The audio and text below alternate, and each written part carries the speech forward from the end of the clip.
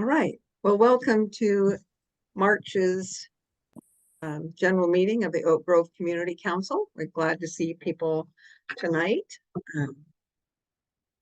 Want to begin by welcoming any newcomers. So if there is anyone here for the very first time, you can just wave at us, and we'd like to. Summer, you want to introduce yourself? Yes, I don't know if that's who you were directing that to, but Well, I am here for the very first time. good. And you're working with Erin. Yes. You will have. So I guess I'll just give a short introduction. My name is Summer Cook, and I'm a community engagement intern at North Clackamas Parks and Recreation District. So I work with Erin, and I'll be on the team through November, just helping with community engagement and relations for the new system plan. Great. And are you also a student? I'm also a student at Portland State University. I'm getting my master's degree in urban and regional planning. Great. So it's really nice to have you with us. Yeah, thank you. It's nice to be here. Okay. Are there any other newcomers tonight? Well, then let's begin by introducing the board. My name is Valerie Chapman. I'm the chair of Oak Grove Board. Mark. Oh, and I should invite people to mute themselves until such a time as you might be talking. I'm Mark Elliott, and I live off of Concord Road and Riesling Road. Thank you. Jane? I'm Jane Civiletti. I'm the treasurer and live on the corner of Fair Oaks Ave and Oak Grove Boulevard. And Joseph? I'm Joseph Edge. I'm an at-large board member, and I'm live in the River Forest neighborhood. So Wayne Potter, our other at-large member, is not with us tonight, and Rich Napon, our secretary, has been ill, and so and he's not with us tonight as well. So I'm going to invite people to say their name and give us, a little bit of idea about where you live, what road. I realize I didn't say that I lived on Evergreen by the trolley trail, but that kind of information is helpful for knowing where people are from. Pam. I'm Pam Horan. I live at Rose Villa. Welcome. Cindy? I'm Cindy Brown. I also live at Rose Villa. Welcome. Suzanne? You're muted, Suzanne. Suzanne, you're muted. There you go. I'm Suzanne Wolf, and I live on Southeast East Avenue near Risley. Welcome. Linda? I'm Linda Seals, and I live at the southern end of Woodland Way below Oak Grove. Great. Welcome. Joyce?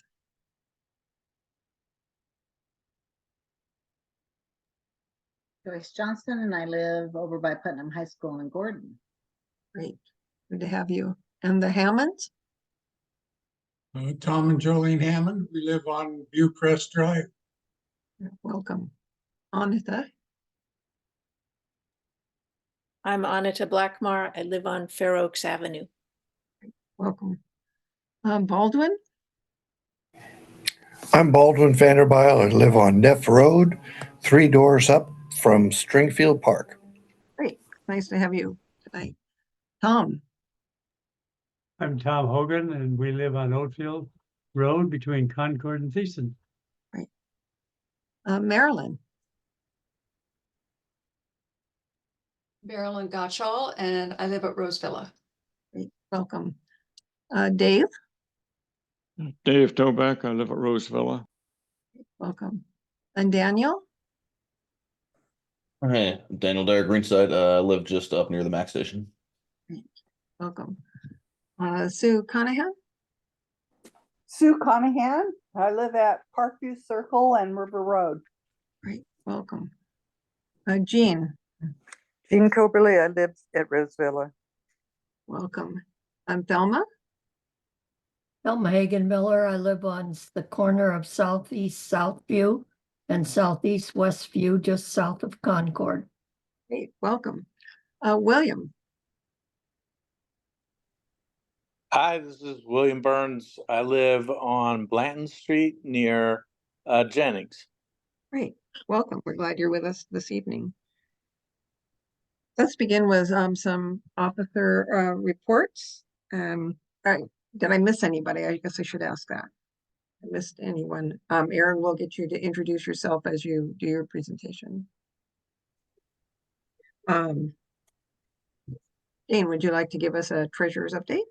Certainly, it is very easy. The treasurer stands as it had been last month with no fees and no deposits. We are in possession of $2,799.64. So we're still waiting for that last 36 cents to bring us up to $3,800. Or to $2,800?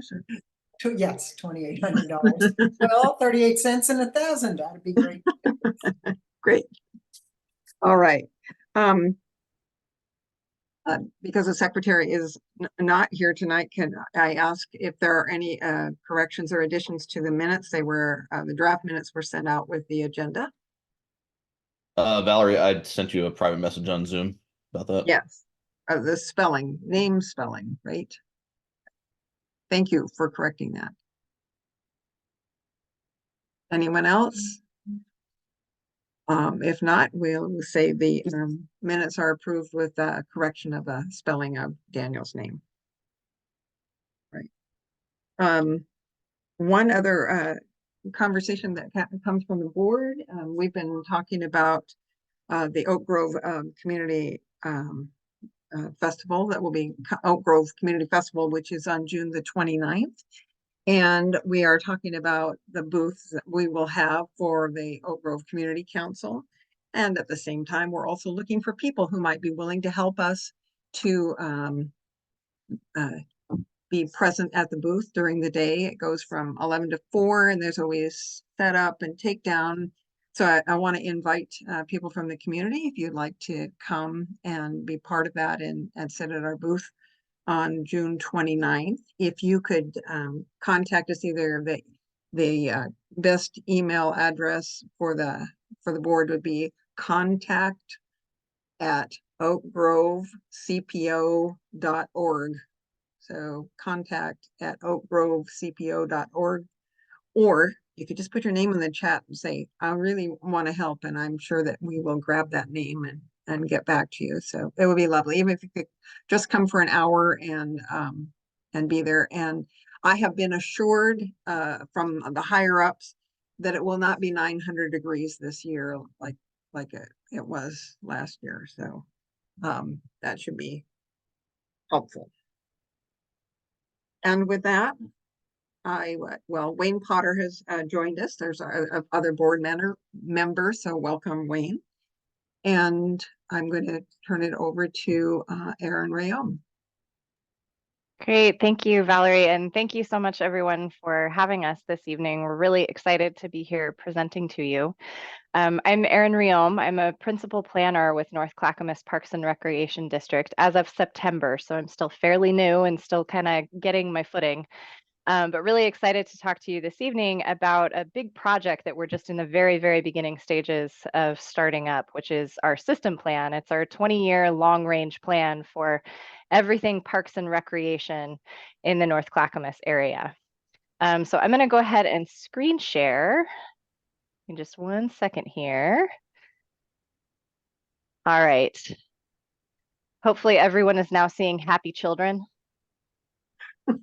Fantastic. All right, and actually my colleague, Summer Cook, is going to kick us off here. Cool. So yeah, thank you, Erin. And thank you again, everyone, for having us here tonight. We're looking forward to hopefully answering some questions from y'all today, as well as just giving you a quick overview here of the project that Erin mentioned. So to start us off, a little bit about North Clackamas Parks and Recreation District for those who are not familiar with us. We are really all about cultivating community vitality and healthy living through the parks and recreation places that we provide, as well as the programming that we provide in these spaces. We do get a lot of questions about what our boundaries are and where our district is. So here is a map showing our boundaries. We are bounded on the west side by the Willamette River over there, the Clackamas River to the south.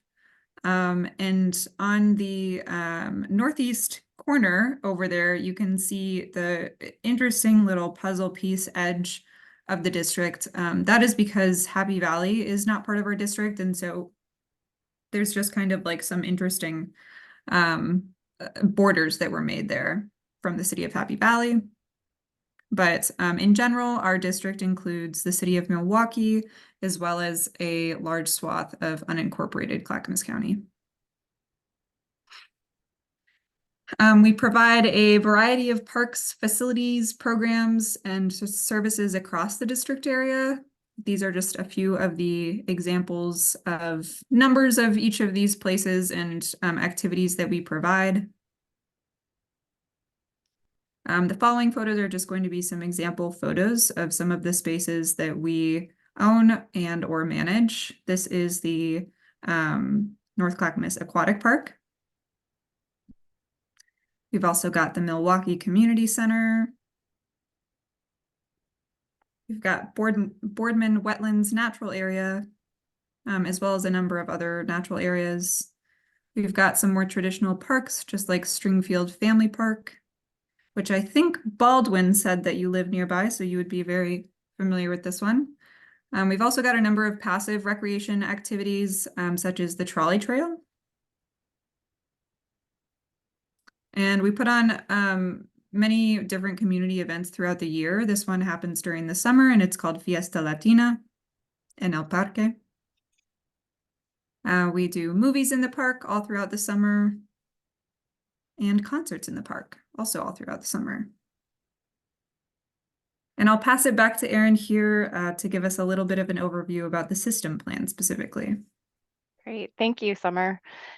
So in order to keep all of those different places and programs organized, districts like ours are typically guided by a system plan, which is basically just a long-range plan that sets out priorities for the district.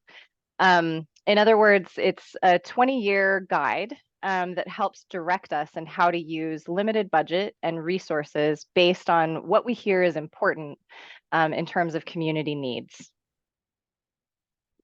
So the reason that it's important that we're doing this right now is because our last adopted system plan was back in 2004.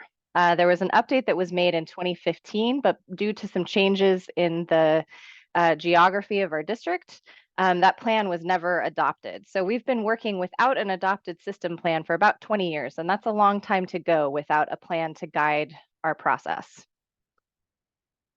So what is included in a system plan? At its very basic, what we do is we take a look at what we have today, what's working and what isn't, really importantly, what the community would like to see, and then develop a plan based on all of that for how we get to that end goal of what the community would like to see.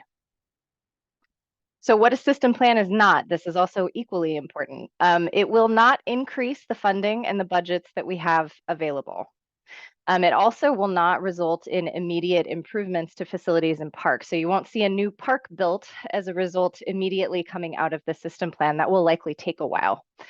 And finally, while we're going to do our best to project out what the needs and desires are for the community over the next 20 years, a lot changes during that time. So it's highly recommended that this plan get refreshed about every 5 years just to stay up to date with changing demographics in the community and changes in recreation and park trends.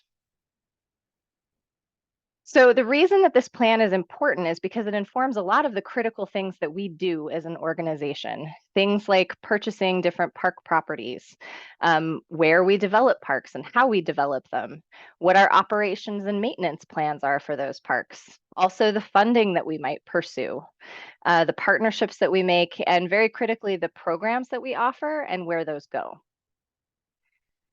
And this planning process is broken down into 4 distinct phases. So in our first phase, that's assessing current conditions. So again, that's taking a look at what we have today, what's working and what's not. Our phase 2 is really about establishing community priorities. So getting an understanding of what the community wants to see in this area. And then based on all of that, in phases 3 and 4, we develop our plan and our implementation strategy for how we're going to get there. So what that looks like in terms of a timeline is roughly this. And this is evolving as we kind of work through this process. But we are in the middle, and I need to move this arrow because we're actually not in February anymore, shockingly. We're now in March, and at the very end of March, no less. So we're in the middle of assessing our current conditions. We're doing some very early community engagement, mainly building some project awareness, having meetings like this with community groups, just so that folks know that this project is happening and what it is and why it's important. But that community engagement process is really going to ramp up in the coming months and take us through the remainder of spring and summer.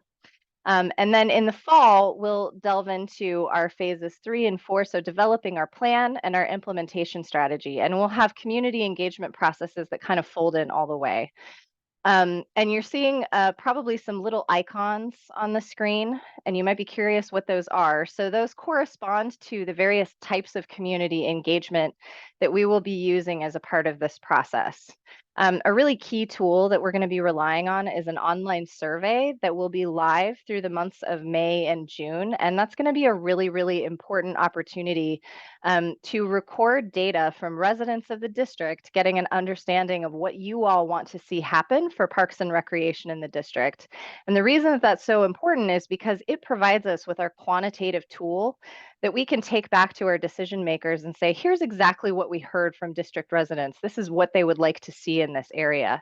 And based on that, here are the project priorities that we've established. We're also holding a series of focus groups, and I'll tell you more about that in just a minute.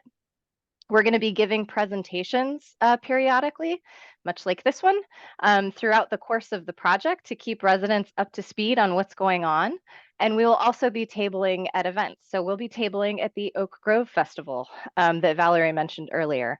And very excited to see many of you out and about when we do that. We also may be hosting a few distinct pop-up events. We're still in the process of determining what a schedule for that might be a little bit more specific to this planning project. But by and large, we're looking to go to where people are already meeting. We find that that's a more effective way of getting broader participation in the process than asking you all to come to us for a separate specific event. So in terms of our community engagement process and what that could mean for members of this Oak Grove Community Council, we have a few different ideas for how we might collaborate with you all and involve you in that process. So one thing is we have these focus groups. They're coming up next week, which I realize is not a whole lot of notice, but we can send out more information about specific dates and times and what some of the topic areas are for those. We're also, as I mentioned, going to be launching our online survey in the months of May and June, and that's going to be really important to distribute as broadly as we possibly can within the district and to district residents. So we'd love your help with that. We are also going to be recruiting for event attendance and assistance with tabling at community events. So we might be competing with Valerie here for her pitch to to have members participate in the Oak Grove Community Festival, because we will be there as well. But we're going to be attending a number of other community events throughout the summer and fall, and we would love any assistance from anyone who's interested in just hanging out at a table with us and talking to people that come by. You all have many connections in your communities that we don't necessarily have, and folks might be more inclined to approach and talk to you all as opposed to an NCPRD staff person whom they've never met. So those are just a few draft ideas, but we'd love to brainstorm with you all and have a discussion about how you might like to be involved in this process. I mentioned those focus group topic areas that we're going to be hosting discussions for coming up next week, so April 1st through the 3rd. These are the 8 topic groups that we've identified. I know there are a couple of folks on this call who are already registered for a few of them, but we'd be happy to send out more information, and I'll put my contact information in the chat in just a moment. And feel free to reach out to me, and we will be happy to send you an invite if any of these look like something you'd be interested in participating in. And then finally, we are in the process of building out this pretty robust community events calendar. So identifying where we should go talk to people, again, where people are already meeting and they're already convening as much as possible. So this is what we've got so far. Again, this is a work in progress. It's changing on pretty much a day-to-day basis. And we'd be happy to send this out as well. If there's anything that you think that we've missed, any large grouping of people that you think it would be important for us to get in front of, we would love that feedback from you all, because again, we'd like to go to where people are already meeting to be able to talk to them and involve them as much as possible in this process. And that's all I have in terms of slide presentations for this evening. We wanted to keep it kind of short and sweet, but we welcome any questions or comments that you all have. And again, thank you so much for allowing us to take up some time on your agenda this evening. I will go ahead and take down screen share so we can all see one another again. Thank you, Erin. Are there questions or comments or ideas about other places? Wayne. I just received an email while I'm at View from some of the administrators here for an April 1st meeting. They can't go, and then I discovered it's in conflict for something that I want to go to, that I have to go to, and so I can't attend that, and I want to do it. But is April the 1st the only date that's the senior focus from Willamette View is where we had that? It is, yes. It's Monday, April 1st, I believe at 9 a.m. is the time slot that we've identified for that. But you know what? If you want to just get on the invite list for that, even if you've declined the meeting, our consultant team will send you the questions that they're going to be using through that discussion, and you'll actually have access to the discussion threads from the meeting itself as well. So you'd be able to participate in your own time after the fact. Okay, good. Other questions? Comments? Sam. Erin, are we able to get a copy of your slide presentation? Yes. Okay. Yeah, absolutely. I'd be happy to send that over to Valerie following this meeting. I'll send it as a PDF, and I'll also include a sheet that gives an overview of those 8 focus group topic areas and the dates and times that those are being held in case folks are interested in participating in those. And again, feel free to reach out to me, and I'm happy to send you the invitations for those. Okay, thank you, Erin. Yeah, absolutely.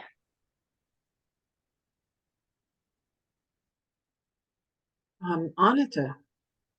I just want to say that this is an exciting time for community engagement with Parks and Rec that's unique, I think, with this new systems plan. So I'm kind of rah-rah about the whole thing and hope everybody else will be that way too. And so yeah, any way that you can get engaged, or if you know somebody who would like to have a public voice in what happens, what's on the horizon, where we go from here. I think there hasn't been enough robust connection between the community and NCPRD. So I think this is a fabulous new beginning, or sort of a renaissance of sorts. And I hope it will continue after the systems plan is developed, that we'll keep maintaining all the communication channels. Thank you, Anita. And that is our hope as well, that this system plan really kicks off some community building and community networking that we're able to continue even after the system plan project is complete. Valerie, if I could find my little icon hand, I would raise it but I'm on my computer and I don't know where it's at. I see your hand, Joyce. Okay, I just wanted to ask, Erin, how do we get a hold of you? You said to get in touch with you. We're interested. Yes, I will post my email address in the chat, and then it's also listed in the slide deck presentation that Valerie will send out to this group after the meeting. Okay, that's great. Thanks. Erin, can I ask how your focus groups, how were those put together, and you know, the decision to do them all in the same week and that kind of thing? Yeah, a lot of that has been guided by the consultant team that we have on board, Design Workshop. They're a fabulous team. They've done plans like this, system plan projects all across the region. So we're really, really excited to have them on board and be able to kind of tap into their expertise. I know that in a perfect world, there would be more focus group offerings and, you know, a variety of dates and times. Unfortunately, we're limited in terms of our scope and in terms of our schedule. We have to kind of curtail it somewhere, but we're going to do our best to allow for as much participation as possible and participation on people's own time if they're unable to make the meeting. Are there other, okay, Wayne? I was interested in your comment that given a 20-year plan, you're still not depending on doing anything about income. And I mean, if in fact there are new ideas that come along that require additional funding, I mean, does that mean you're just going to shift priorities and you're not going to do these things now or going to do these instead? I mean, it's like right now, I was disappointed when I heard that the trolley trail study was done, but there's no way to implement it. So, you know, so why do a study if we can't do anything about it? And I'm a little disappointed. And I would certainly, you know, in terms of the future, there's just so much more that could be done. And, you know, something has to be done. No, it's a great question and a great point. You raise a really, really important issue. And the reason that I wanted to highlight as part of this presentation that this particular project won't change our funding and budget is because we know that what we hear from the community is going to be a big list of aspirations. And our reality right now is maybe here. And part of the plan will include some funding recommendations by our consultant team based on how they've seen other park districts overcome limited budget issues. Ultimately, that won't be a change that's implemented as part of this project, but it can be a recommendation that goes to our board as a follow-up to this project. So we will be laying some of the groundwork to make that possible, but that won't be an immediate outcome of this project itself. Does that help?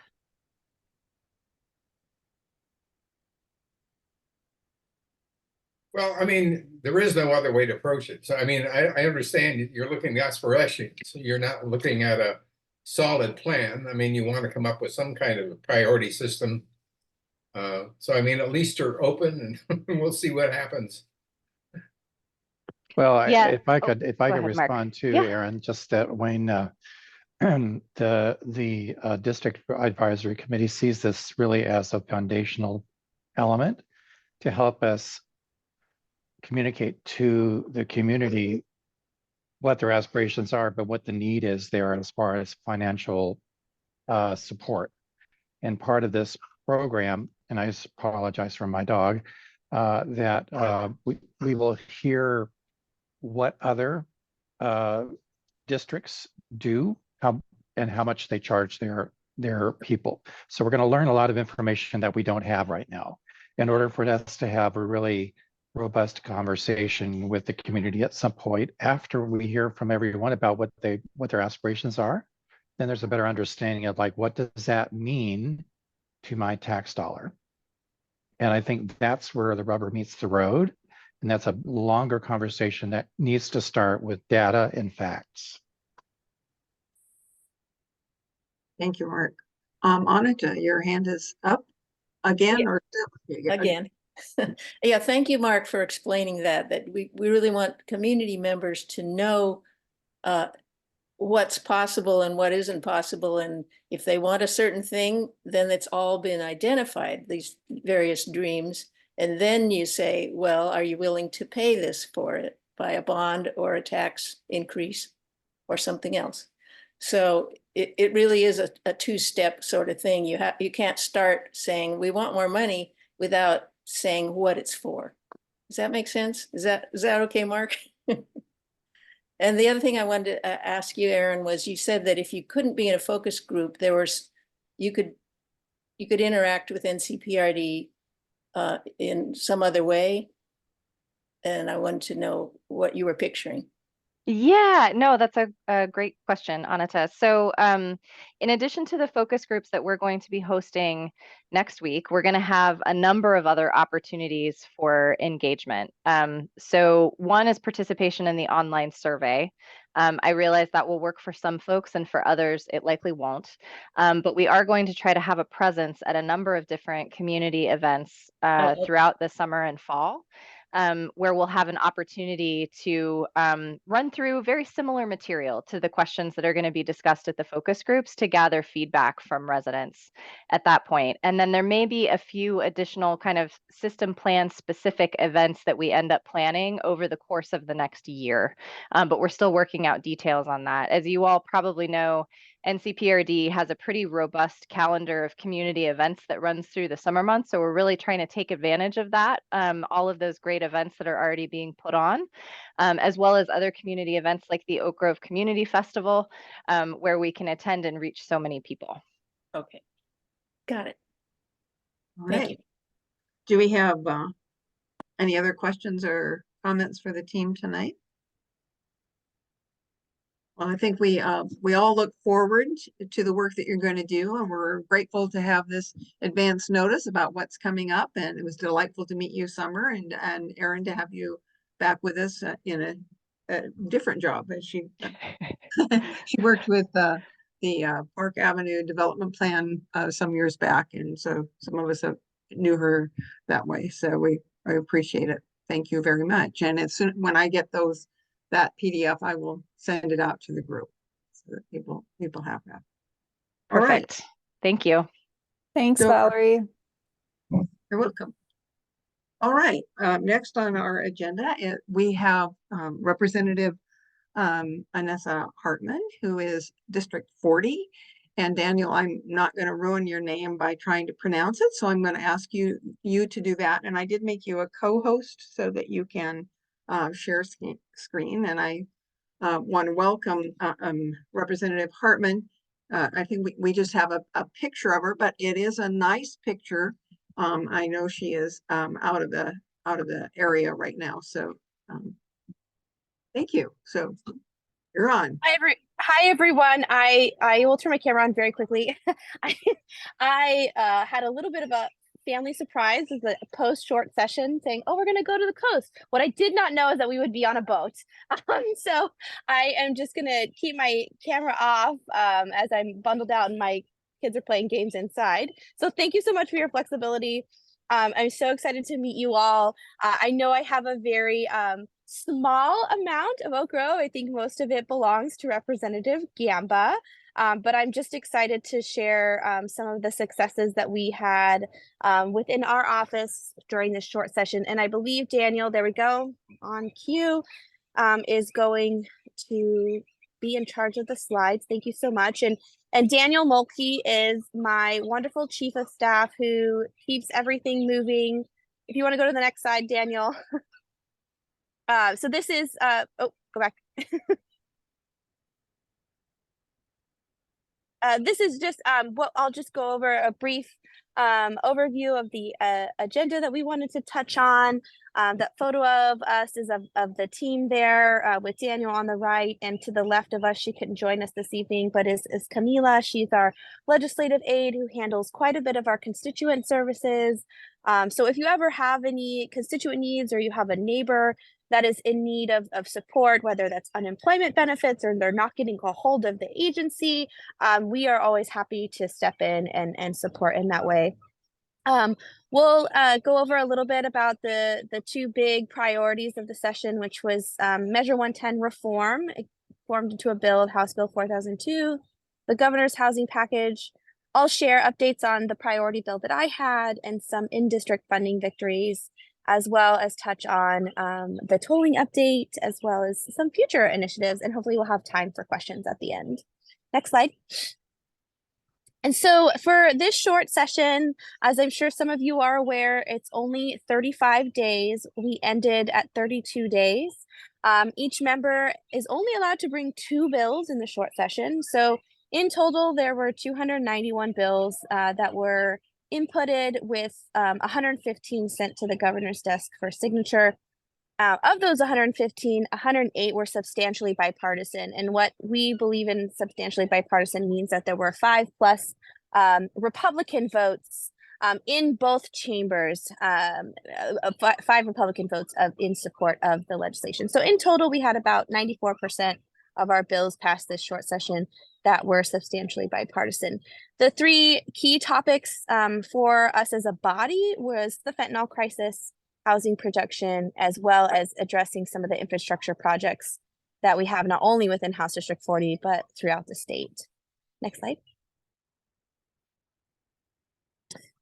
So first and foremost, House Bill 4002, which was the Measure 110 reform. If you're familiar, it was the largest topic, at least in my opinion, that we were going to address. And for me, this is a very personal topic. I, like so many people that I have met over the years, have lost someone to a fentanyl overdose, have dealt with addiction within my family, and have a really personal lived experience. And so while I did not serve on this committee, my office was very involved in making sure that certain voices were included, and particularly, and just as a side note, we'll be happy to send these slides afterwards because there's a lot of detail in there.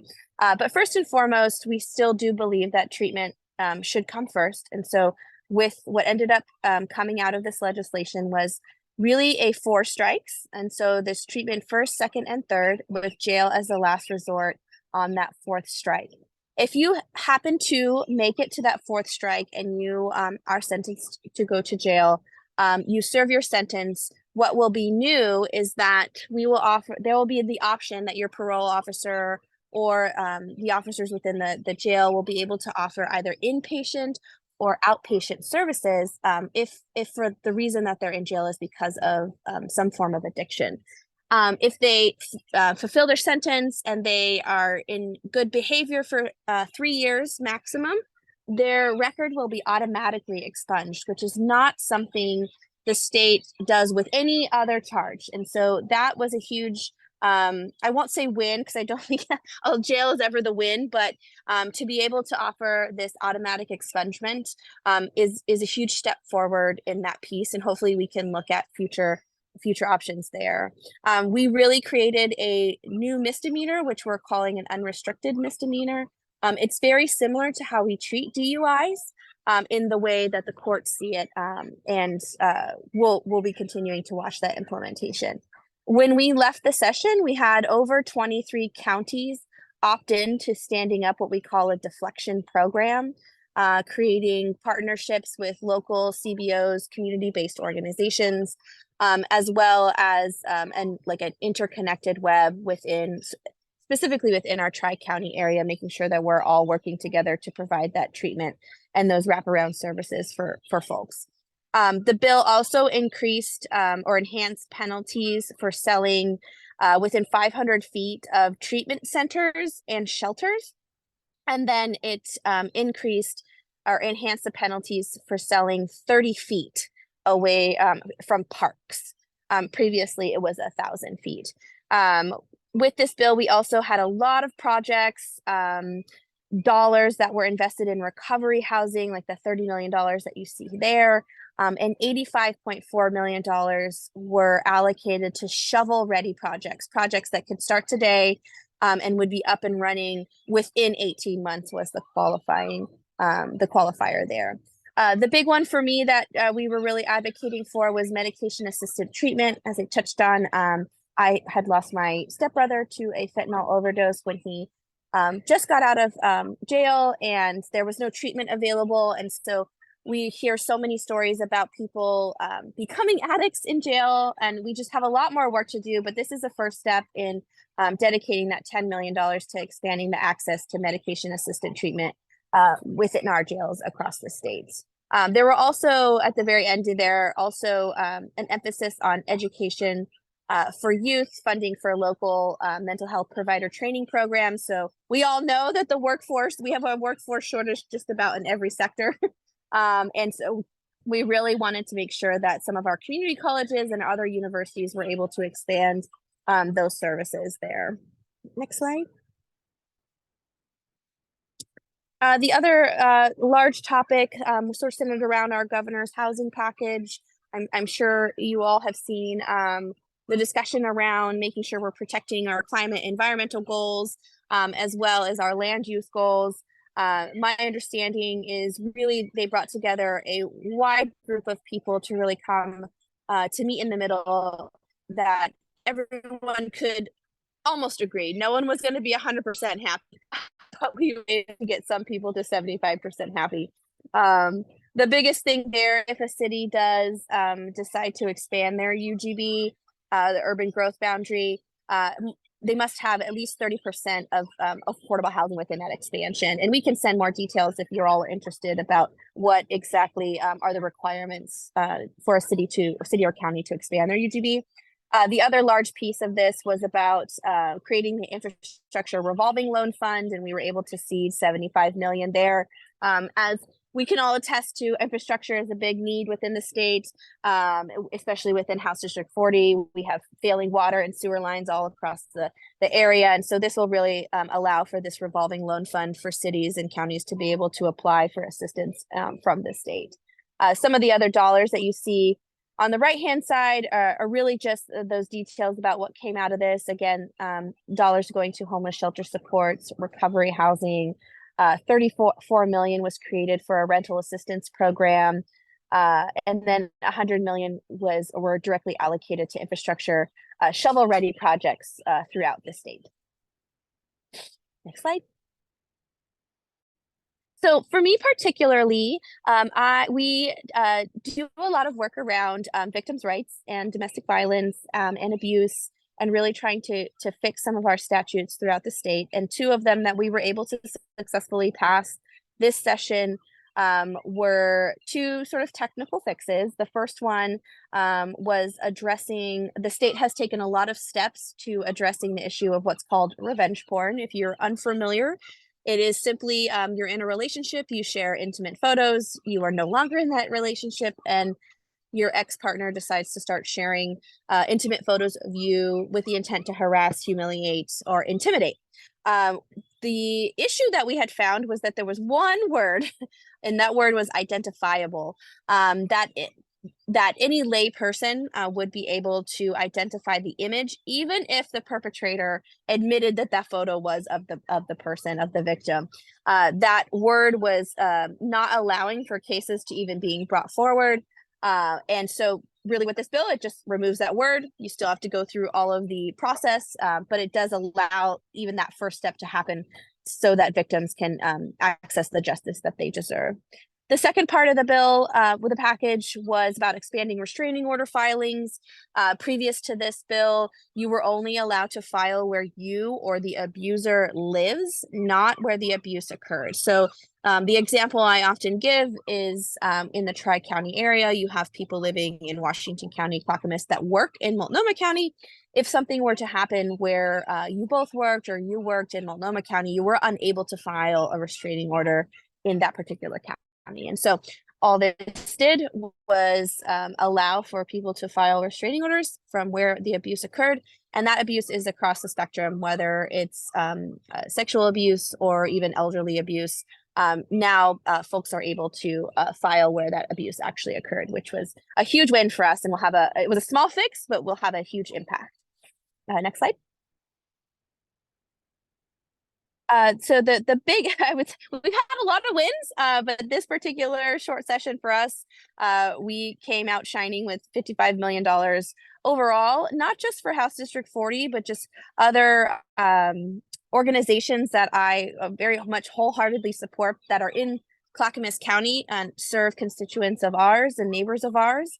One of the examples would be the $4 million that we were able to secure for Parrot Creek Child and Family Services outside of House District 40, but absolutely serves some youth that is very much in need of additional services.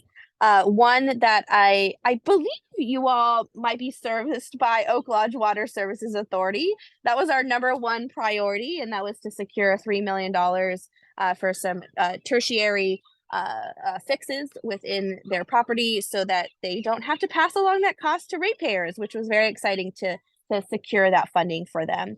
Two other ones that we are very proud of are the $2 million for the construction of the Oregon City Resource Center. That would be in partnership, if you all are familiar with Love One and Father's Heart.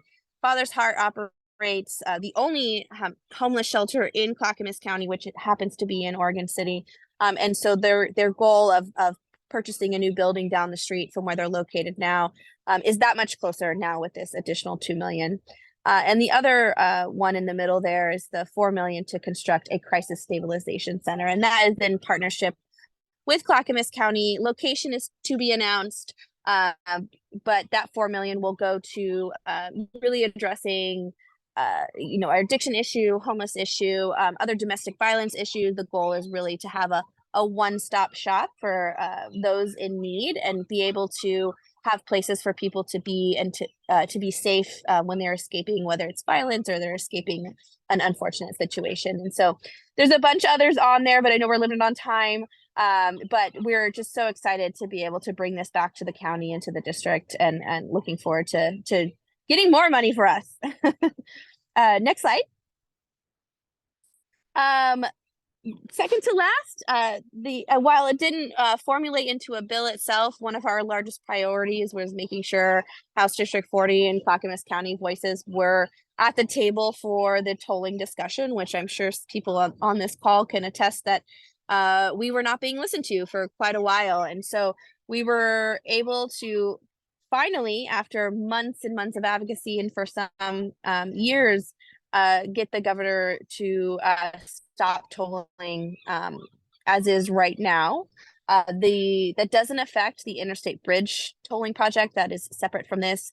It really is stopping tolling for the regional mobility pricing on Abernathy, up I-205 and up I-5.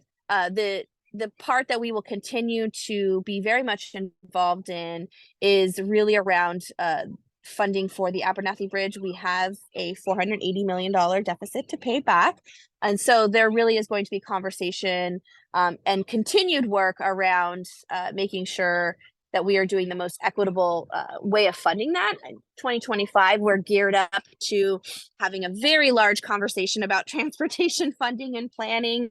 And we really intend to continue the strength of this Clackamas team that we have throughout the area to really make sure that how we're going to continue to fund our transportation system is equitable and not put on the backs of our constituents. So we're really excited. If you don't know, within the building, we have what's called a Clackamas caucus. So it consists of everyone who has a piece of Clackamas within their districts, legislators across both chambers, so senators and representatives. And we meet monthly, and tolling has been the almost #1 priority of our discussion. So we're really excited that the governor has finally listened to the voices that have been talking about this for a while. And we look forward to continuing to come up with creative ways to fund our transportation system, because we definitely have to have that conversation. Next slide, please. So just a little overview of what our office is planning to bring forward. We do a lot of work in the domestic violence victims situation. So looking at no statutes of limitations for felony sex crimes, looking at an AI porn ban. There's talks about discussions around the invasion of privacy and an anti-bullying statute. On the other side, we do some housing work. We'll look into hold deposit guardrails. There are currently no requirements for landlords to test and share water quality with their tenants. And so we'll look at some safe drinking water acts and statute fixes there, as well as talking about some there was an issue in Gladstone where a house went up for auction and there were squatters there. And so the new owner didn't have an agreement with those folks that were there, and he was unable to remove them out of his newly purchased home. And so there's just a lot of loopholes that we need to address, requiring units to be habitable before renting them out. And then also looking into discrimination that we hear from our homeless youth or emancipated youth that they have brought to us before. Our biggest project is in the upper left-hand corner, which is really laying the groundwork for a potential new state agency to really manage grants. And this really stems from, as I'm sure many can attest to, that it takes forever, in my mind, in some cases, to get money on the ground to actually helping community and helping people. And so we're really looking at agencies that we can potentially do a pilot project with and really create this more holistic approach about how government handles grant money. We have heard stories from every single agency, like the Veterans Affairs, the Department of Ag, Water Resource Department, where we allocate funding to grant programs, and then the agency themselves does not have the capacity to stand up that grant program and get the money out in a timely manner. And so that is what we're assuming is going to be a couple of sessions work, but we've got a lot of already great buy-in on that, but we'll continue to advocate for that as well, among many other things. I will just end with I think this is the last slide. Is this the last slide? Yes, I will just end with because I don't know if I've met all of you. I currently serve on 4 committees now. I serve on housing and homelessness. I serve on early childhood and human services, information management and technology. And then I am the vice chair of the agriculture, land use, natural resource, and water committee, which is where we spend quite a bit of our time as an office. So if there are any policy ideas or related questions within those 4 committees, please don't ever hesitate to reach out to us. And yeah, thank you so much for having me and being flexible with my surprise getaway. So thank you. Well, and we want to thank you, Representative Harton, for taking the time on your trip, your getaway trip. I understand how those are precious moments, but thank you for following through and being with us tonight. We are glad that you were able to do that. Are there any, we have a few minutes for some questions.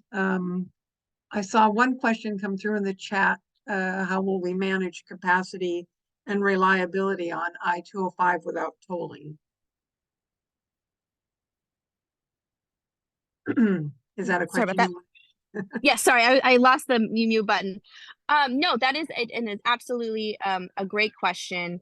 I think where the county and we have stood is there was the support for the potential of the congestion pricing.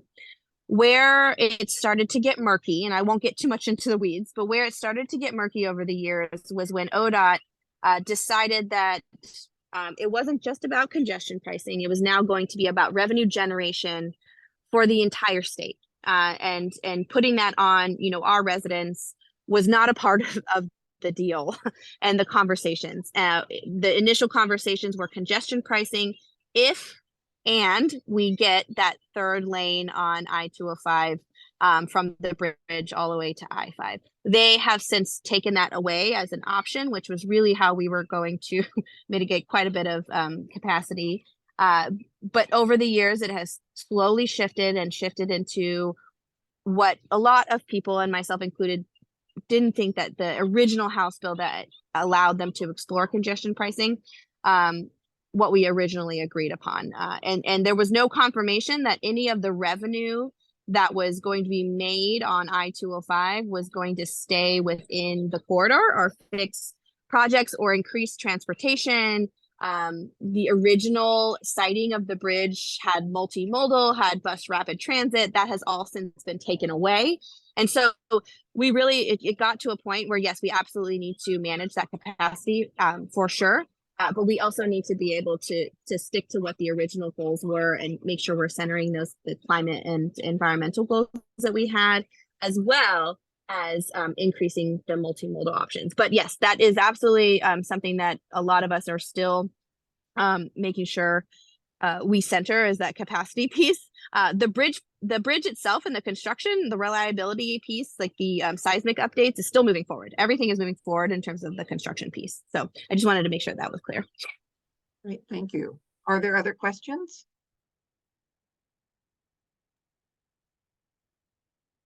All right. Well, thank you very much, Representative Hartman. We're really glad that you were able to join us and hope you have a wonderful rest of your getaway at the coast.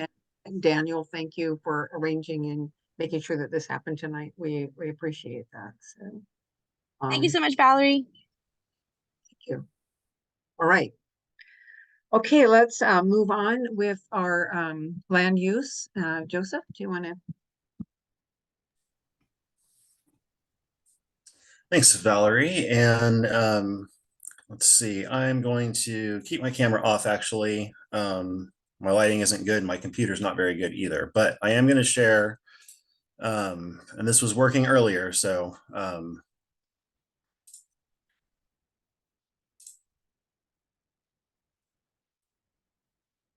and it's working now too. Awesome.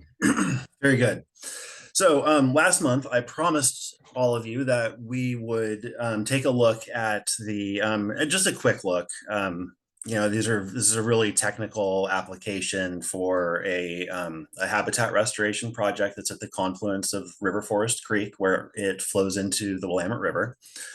And this is actually right across the street from my house. And the project is to really just introduce more natural features to the creek where it's flowing into the Willamette. And what this will do is it creates habitat for specifically for juvenile salmon who are on their way out towards the ocean. And during that life stage, they need opportunities to kind of get out of the main river channel and take a break and have slow water, cold water, and you know, and you know, really again, just take a break on their way out to the ocean. These places are very few and far between in the lower Willamette River, you know, below the falls in Oregon City. So so this is creating essential habitat for endangered juvenile salmon. And what I'm going to show you is just, I know this is going to be really slow, so just bear with me. It's kind of an overview of the project site, and there's houses on you know, private property. Really, the whole project is on private property. None of this is publicly owned, but it's the creek. The middle of the creek is basically the property line between a house to the north and a house to the south, and those landowners are partnering with North Clackamas Watersheds Council to allow the restoration to occur on their properties. And so it's going to add some treatments along the river channel, and then some a large wood structure, or a structure of large woody debris at the very end of the channel where it meets the river. And so I'm just going to scroll into this a little bit. Again, I know this is really slow, but this is what that's going to look like. So River Forest Drive is over here on the right, and the Willamette River is over here on the left. And as the creek flows out of the drain, out of the pipe that flows under the street, and it empties out on this side of on River Forest Drive, it's going to flow through these new structures that add, you know, kind of a falling water effect as it flows out, and then it will meet up with this this structure of large woody debris. And so this, although this is being constructed, it resembles natural habitat as we would have expected to see here historically, and it will create that kind of refugia for juvenile salmon that the lower Willamette River is really sorely lacking. And so this is a really good project. It actually was able to happen about a year ahead of schedule due to unforeseen circumstances with another project. And so it's really exciting that we're able to get this done. And the reason that we are talking about this in our land use application review is because they needed to apply for a floodplain development permit because they are adding, they are constructing, objects, really, structures, it is habitat, but it's still structures in the floodway and, within the floodplain. And so, the floodplain development permit was required. And so that was why we were notified. The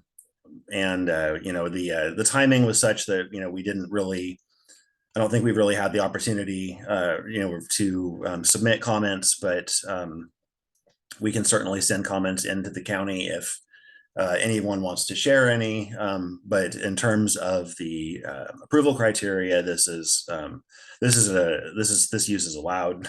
Obviously, habitat restoration in a creek area is an allowed use, and so there wouldn't be much to comment on in the land use review. But again, I promised I'd show you guys, and this will be going to construction. When the permits are issued, it'll be going to construction this summer. So I'm happy to take any questions that anyone might have. I don't see any hands up. I can't see everybody. Jane, is that you that's waving your hand? Yes. Yes, I have a question, Joseph. As far as the creek part is concerned, how will that be restructured to accommodate fish going upstream from there? It's rather steep. Fish don't really go upstream right here. And they're also blocked off by, it would be fun if there was a picture of this in here. It's really quite an abomination how the creek travels underneath the street. Right. It's not a culvert, it's a pipe, and it's a pipe that's several feet up above the stream bed where it outfalls. And so unless the Willamette River is flooding, there's really no way for a fish to jump up and reach the pipe to swim into under the street and into the lake side. Okay, so the resting places for young fish would be located where? Within the woody debris structure. On top in the lake? No, that's at the woody debris structure is in the river. I see. Thank you. North is north. Okay. Yes, north is north. Up is north. Okay. Mark, I see your hands up. Yeah, just wondering, Joseph, this creek and others like it, are they protected at all as far as being a waterway, as much as it's going through a private property? What is the issue as far as it's being protected from private persons saying just filling in? So the state land use goals for goal 5, which is habitat, and goal 6, which includes water quality, do protect streams and stream, habitat corridors, forested corridors around streams. And so Metro Title 13 implements that for the metro area. And so we have our water quality resource areas and habitat conservation areas throughout. And both of those overlays apply to this stream corridor. So there are restrictions and allowances that for development that encroaches in the overlay areas. And in this case, none of those would apply because it's a habitat restoration project. It's not someone expanding their house, putting an addition on their house and, tearing down trees or whatever to accommodate the larger building footprint. In cases like that, the protections are slim. they tend to involve just replanting an area of degraded habitat on the property somewhere else. Particularly in Clackamas County, the restrictions are very few on land development. There's a two-sided answer. I'm sorry, it's probably not very satisfying. Joseph, I'm curious as you talk about stream and stream restoration. I mean, is there a process in the county so that, how do I say, is there any way to keep an eye on streams that go through private property at all? So people were dumping things in it, or in the case of an area that I'm aware of where they denuded all of the banks, you know, on either side of the stream. And I don't know why, but they did. Is there anything that keeps an eye on it, or is it just neighbors have to point fingers or something? There's no kind of centralized surveillance or, you know, monitoring or anything like that that occurs. We are dependent on neighbors noticing things being amiss and reporting them to either Clackamas County Code Enforcement or the Water Services District, or Clackamas County West on the other side of Oatfield Ridge. Water Environment Services is what West stands for. And then also the North Clackamas Watersheds Council, or depending on what part of the state you're in, the local Watersheds Council is also a good resource for you know, reporting things that happen to be, you know, amiss. A lot of times it is a development permit requirement that you have to keep a certain amount of landscaping in place, but that's only if your development permit was issued after a certain date, like 2009. So it's like there's very little that we can do about things on private property other than try to foster good stewardship by landowners. Okay. Joyce.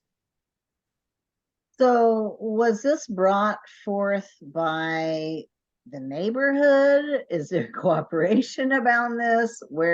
How did this occur? I don't need like a long explanation. I'm just like the short version of.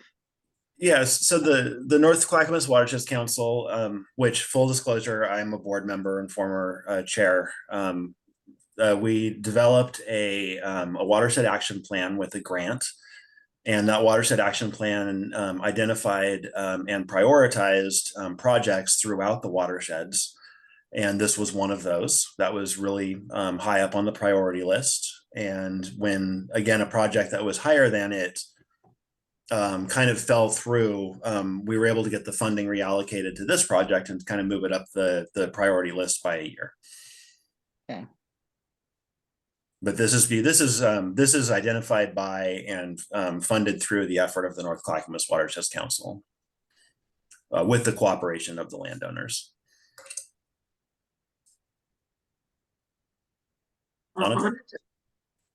This isn't a technical question, but one of my neighbors likes to walk in your neighborhood, Joseph, and she's seen otters in this section that goes down to the river. And I wondered if you got to see them there. It's just sort of a local color question. Now, those things will jump up and crawl through the pipe and come into the lake, and they come in threes, and they raise hell with all the ducks and the fish, and they're little terrorists. They're fascinating to watch, but they are they're vicious predators. Oh. Well, thanks for letting me know about the dark side.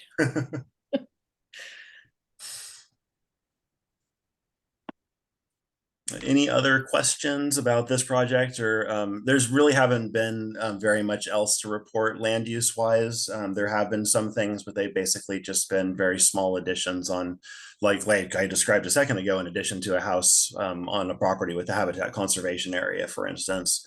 Those kinds of things we've seen a few of over the last few months, but this is kind of the highlight of what's been going on lately.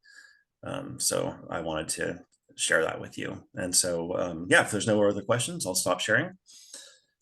turn it back over to Valerie. Oh, I have one more thing to share. Sorry, Jane wanted me to share. Valerie, if you don't mind really quick. I'm supposed to share this. Here we are. And Valerie, I suppose at this point I can make this announcement? Sure. Okay, well, I would like to announce for the Friends of the Oak Lodge Public Library that they are having a return of donuts for donations. You can support our public library on McLaughlin Boulevard by bringing your gently used books to the library on Saturday, April the 6th, and that's from 11 a.m. to 2 p.m. By donating any number of books, you will receive a free Voodoo Donut, compliments of Voodoo Donuts. These books will be resold in the library's bookstore or at the fair booth in June during the Oak Grove Festival. Items considered of greater value are then sent to Thrift Books. It's a corporation that sells books on consignment in their online store. So even if you have something that you think might be of value, that'd be great. All the funds that are received will go directly to the Friends of the Oak Lodge Public Library, who will not be able to accept dictionaries, encyclopedias, VHS tapes, magazines, Reader's Digest, or any damaged materials. And they thank you very much for your support. Thank you, Jane. Mhm. And I think it's 11 to 3, so you have an extra hour there. You said, I think you said 2. Oh, it's yeah, 11 to 3. So, And come and buy books. Come twice, get 2 donuts. all right. Thank you very much. Mhm. I would like to ask Heidi Bullock. She asked for a little time from the Water Services District. Heidi. Great. Hi, good evening. Thank you, Valerie. So this is, you have Mark Elliott. He's part of our budget committee, so he could have been one to have provide this information just as easily. So I'm sorry if I stole any thunder from you, Mark. But just hot off the presses, we have our upcoming series of budget committees that sets our annual fiscal year budget, our annual budget for the upcoming fiscal year that starts July 1. So this is a time for, we have a committee that's made up of both board members, 5 board members, and then also 5 community committee members, and Mark is one of them. So the meetings are, and I've sent this information to Valerie so she can actually put it out in writing, whatever makes sense for your members. They're all going to be from 4:00 p.m. The first one is Tuesday, April 2nd, and then Thursday, April 4th, and Tuesday, April 9th. They're both going to be either in person or virtual. There'll be a virtual option, so you can join by Zoom. And I encourage you, if you want any of the printed materials, that you can request through the Oak Lodge Water Services Administration Office, and they'd be happy to print some materials for you for review. There will be public hearing opportunities at these meetings, the April 4th. And then also, the budget is expected to be adopted by May 21st. That's our usual monthly board meeting. So there will also be an opportunity to do a public comment or hearing at that time as well. So again, look for that information if you're interested. I'm sure Valerie will get it posted or emailed out to you all. And you're also welcome to email me if you have any questions or reach out to Mark. Hey, Heidi, did you send that to me tonight? Or yeah, just shortly, just a few minutes ago. Okay, great. I was gonna say I haven't seen it. Okay, good. Thank you. I will get that out when we send the other information out to people. Perfect. Are there other committee reports tonight?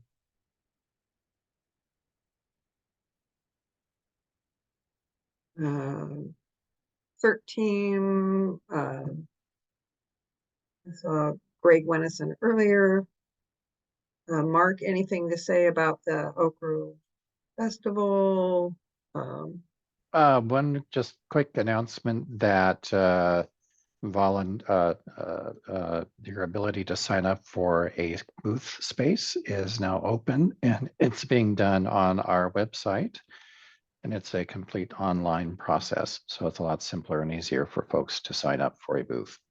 So no, only about you folks. I think I'll be talking with you guys and also with the Roseville folks about your booth with some of your administrative folks there about signing up.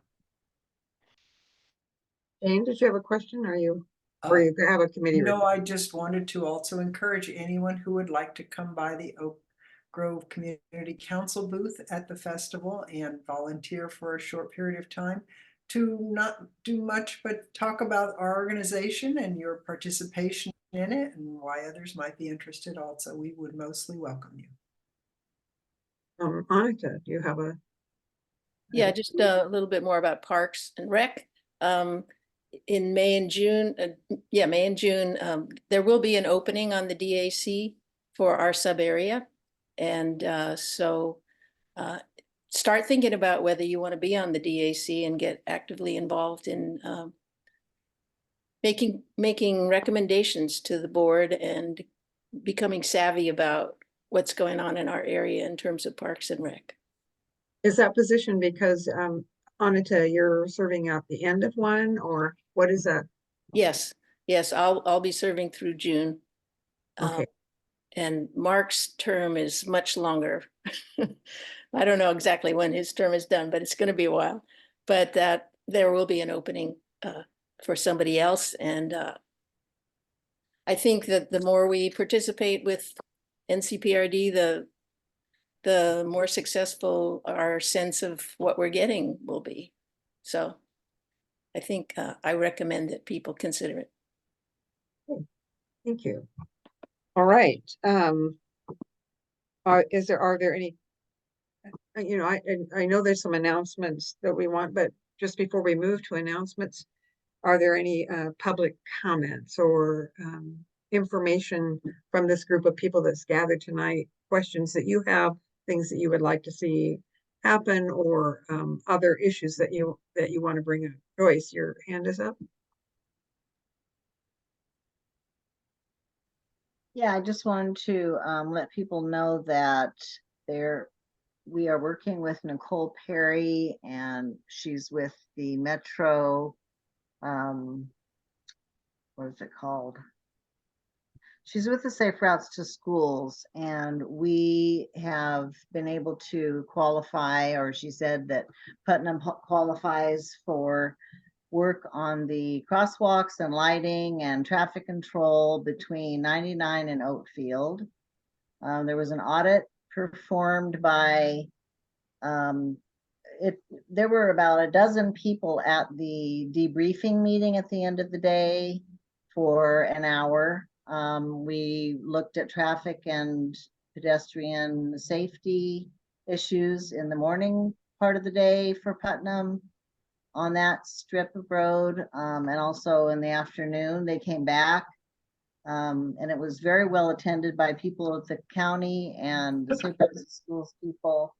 Traffic control, Scott Holscher was there and talked about the walk bike plan and how the survey is going to be sort of redone. The scope of it was too detailed, and they are trying to redo it and consolidate it and put it out again. I'm not sure when that's going to happen, but he said to let people know about that because we were kind of expecting it to be resolved in January. So we were. Anyway, he was there. It was great. We're getting a lot of good support from Christian Snuffin and Scott.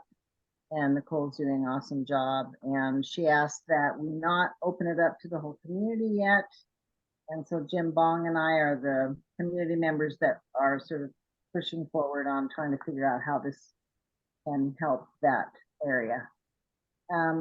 She did mention that there would be a open house or action plan meeting for the broader community, but how would she go about organizing that with you, Valerie, in order to have it be a timely announcement with a flyer or something to put out, etc.? So I'm just want to ask. Yeah, get our email, just the contact at oakcpo.org. That would get to us.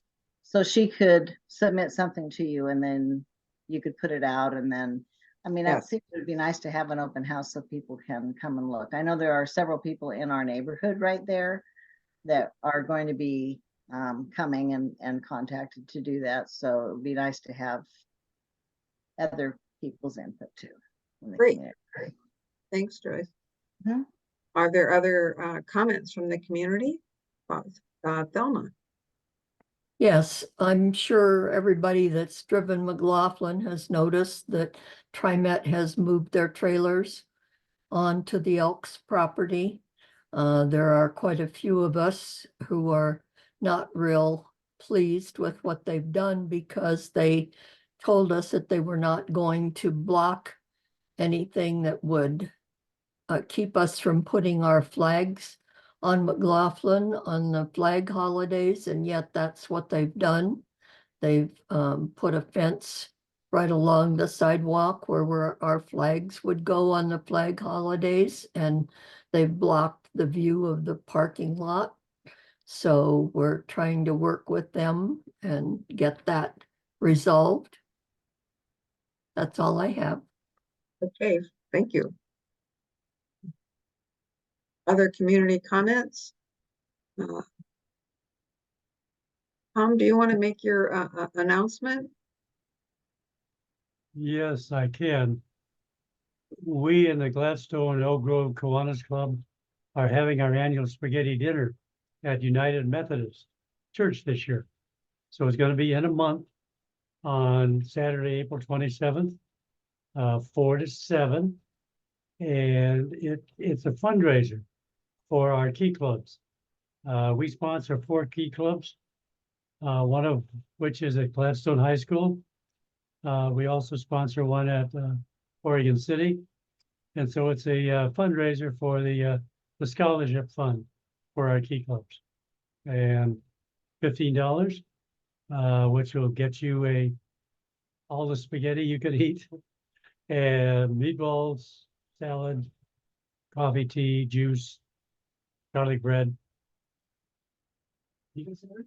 Dessert, that's right, dessert. Of which will include a choice of spumoni ice cream. Right. And I have a flyer on it. Great. If you want to send that to me, if you have a PDF of it or a document of it that we can send out, if you'd like us to do that, Tom. That'd be great. Yeah. Okay. I'll get a PDF to you. Great, thank you. Thank you very much. And Tom, you have not sent that information to me. I know, I'm going to do that. We've been out of Shame on you. town. Valerie beat you this time. That's a miracle. Okay, on it. Can I do it tomorrow, Thelma? Yeah, you can. Okay, thank you.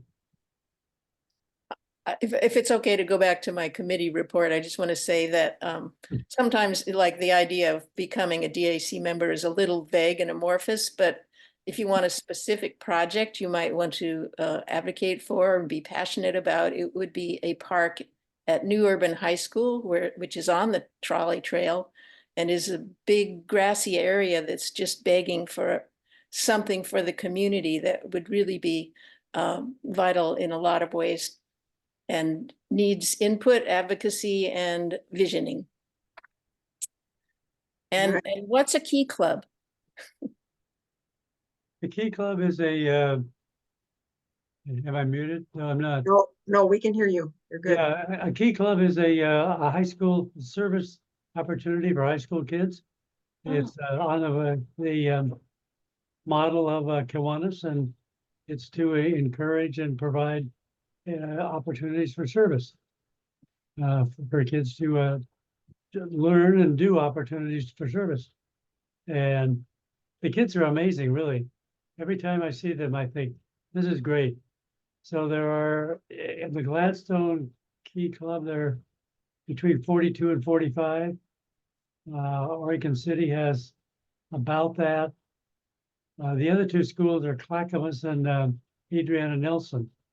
And they didn't have sponsors, and we were asked to take them over. Clackamas has got about 65 kids, and Adriana Nelson about 50. And when you see the kids come out to work, it's really impressive. Wonderful. So that's a little bit about Key Club. Thank you. I Alright. didn't know. And there's one for college too. Well, there's actually you can join a Kiwanis Club in grade school. There's one for grade school. Key Club is high school. Circle K is college. And then hopefully they'll want to continue into the regular Kiwanis program. So thank you for asking about that. Suzanne, do you have something? Some of you may have noticed that on Oak Grove Boulevard, in the historic district area, that there's a new business that is a residential cleaning company, and they're called the Shiners, as in SHINERS. And if you go on, they've got a website online. So if you're in need of having your home or someone else's home, not just in the neighborhood, but outside the neighborhood, you might want to consider checking them out. Great, thank you. And maybe somebody from their company would like to come and address us too at one of our meetings. So we can read. Thanks, Suzanne. Yeah, I will mention that to them or suggest that to them, see if that's something they'd like to do. Great. Okay, very good. Thank you. I did want to let people know I had an email with Craig Van Valkenburg this afternoon from Willamette View, who let me know that you remember the sidewalk project? Well, it's been delayed till fall. I don't know why that doesn't surprise me. It's been a project that just can't seem to get itself off the ground with Clackamas County, and it really is a mystery because it really needs to be a safe crosswalk there. But it's been delayed again. The other thing that he let me know when he gave his report, and he was not able to be here tonight, which is why I'm doing this for him. When he gave his report about what was going on with Willamette View last month, he mentioned that the houses that had been purchased by Silver Springs that are going to be taken down for the duplexes that they're building. And he talked about the opportunity for a burn and learn with the fire department. There was some misinformation and also some concern from neighbors and about a burn and learn, about what that would entail with having the fire department practice on houses being burned in a residential area. And because of that, and I ended up getting a lot of phone calls around that. So what has been worked out is it will not be a burn and learn. There will be, the fire department will use those houses for practice, for demolition, and there will be some artificial smoke that will be used, but it will not be, they will not be burned down. So for anyone that might have been concerned, I just want to make sure that people do know that, and we'll work together to make sure that in the future, if there's any projects like that, that good information is out ahead of time so that it doesn't start people feeling concern, let's put it that way, beyond what the real effect might have been of that. But anyway, that is off the table. But that project of taking those houses down and having the multiple emergency vehicles, people on River Road may see those fire engines and whatnot. The project is set to be done by April 15th. So sometime in the next couple of weeks, that project will happen and people may see a lot of fire department vehicles there and practice going on. It's a practice. I guess that's the thing that you want to know. It's not a real emergency. It's training, which is a valuable opportunity for the fire department. So if there's any questions about that, I don't know that I could really answer them, but there you are. I just wanted to put that information out that so that people know it. Jane? I also wonder if you had heard anything from Craig. There was some mention of the sheriff office doing a potential search and rescue or some using that for also another practice session. I'm not sure about that. I do know that there will be multiple public vehicles there, and I don't, you can't, there's not a way to give a firm date because partly, you know, they want to have it done by April 15th so they can move ahead with construction, but they need to check weather and wind and things like that so that it's at an appropriate time. Thank you. Well, if there is nothing else tonight, any last minute comments that anybody wants to make or anything going on, we know that the project, I mean, not just because Thelma talked about the big trailers, which I saw today, which are huge out there in front, but that the construction on the parking garage is on its way. So I'm close enough to hear a lot of that. And I have to tell you that the construction vehicle work like digging and things like that, that doesn't bother me a lot, but it's that beep, beep, beep out, those trucks backing up. And I'm like, oh my goodness, nobody was there 2 seconds ago. Do you have to keep doing that? But anyway, but that shall all resolve itself as a project goes. Well, good to see everyone. I think I will stop recording and call this meeting adjourned, and our next meeting will be on April the 24th. I believe that's right. And Rose Ojeda from Oregon CASA will be with us to talk about affordable housing models. So with the changing rules in the state around housing, that might interest people to come and to hear Rose, who's part of our community, speak to that issue. We will also have the principal from New Urban High School is going to come in and do a little update to us for us as well. So we will see you then.